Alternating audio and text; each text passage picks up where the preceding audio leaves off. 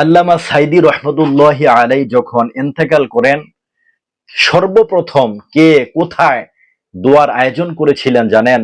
বাংলাদেশের লাখো কোটি মানুষের হৃদয়ের স্পন্দন, আধ্যাত্মিক ও রাজনৈতিক রাহবার মুফতি সৈয়দ মোহাম্মদ ফয়জুল করিম শায়েখে চরমনাই চরমনাই মাদ্রাসার আল কারিম জামে মসজিদে গোটা মাদ্রাসার প্রত্যেকটি বিভাগের সকল শিক্ষক মহোদয় এবং সকল শিক্ষার্থীদেরকে ডেকে এনে আল্লাহ তাআলার নিকট আল্লামা সাইদী রহমতুল্লাহি আলাইহির মাগফিরাতের জন্য প্রার্থনা করেছিলেন, দোয়া ও মোনাজাত করেছিলেন।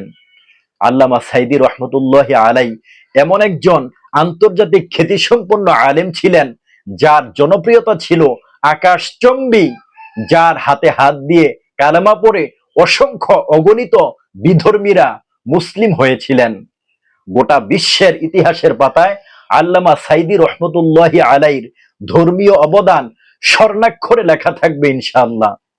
আল্লামা সাইদী রহমতুল্লাহি আলাইহিকে আল্লাহ পাক রব্বুল আলামিন জান্নাতের উচ্চ মাকাম দান করুক এবং আমাদেরকে হুজুরের রুহানি ফয়েজ বরকত দান করুক। আল্লাহুম্মা আমিন।